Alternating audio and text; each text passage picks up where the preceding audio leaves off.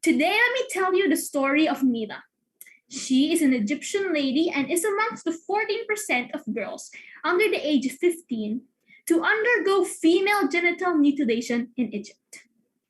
As a child, she was brought to a remote area, then had her clitoris removed using sharp instruments, all the while being held down by her own mother. Up to this day, she is in pain from the mental and physical scars this experience left her with. According to the World Health Organization, female genital mutilation, or FGM, presents no health benefits to women. In fact, it is a risk to their health. Despite this, FGM is a social norm. Women are pressured to have their external genitalia removed because if not, they will be seen as dirty or impure. They are afraid that society won't accept them. This is an example of violence against women and girls seen as normalized in our society. Violence against women and girls is rampant. It is an epidemic.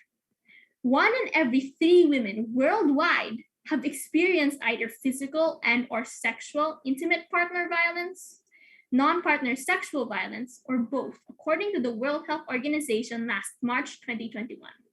And in addition, 650 million women have been married off as children, and 200 million women have undergone female genital mutilation, according to Oxfam International, a confederation of charity organizations. The question remains crystal clear.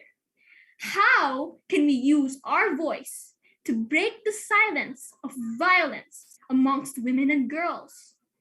Well, I'll start. We can make the world less tolerant of violence against women by attacking it at its roots. And in this case, it is rooted in gender inequality.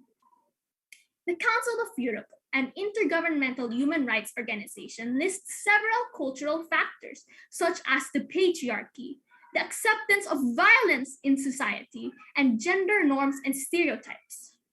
To combat these cultural-based factors, we must spread awareness on its negative effects. Apparently, many abused women share the same fear. Not only are they afraid of their abusers, but also of their community. And this is because of the culture that surrounds violence against women. It is a culture of shame, of ignorance, of silence. In society's lens, when women are abused, there must have been something wrong with them. Women's cries for help are ignored because violence is seen as something typical. When women are abused, they are not expected to revolt. They are expected to remain silent. Allow me to tell you about Shakira Sison, a Filipina journalist who uses her writing to tackle gender issues. Or about the countless people, such as Malala Yousafzai, who continue to fight for women's rights.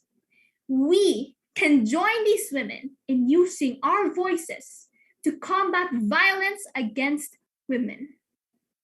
Violence is a cycle. It runs through generations. The cycle stops when we start with ourselves. We must reject beliefs that perpetrate violence against women.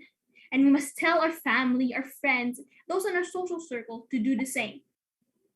More important is to stop the cycle of violence from ever continuing. Knowledge is power. We must use it to teach future generations about the reality that violence against women is rampant, about the harm that it causes, and about the significance of speaking up against it. Now I ask you this. Ponder to yourselves, okay?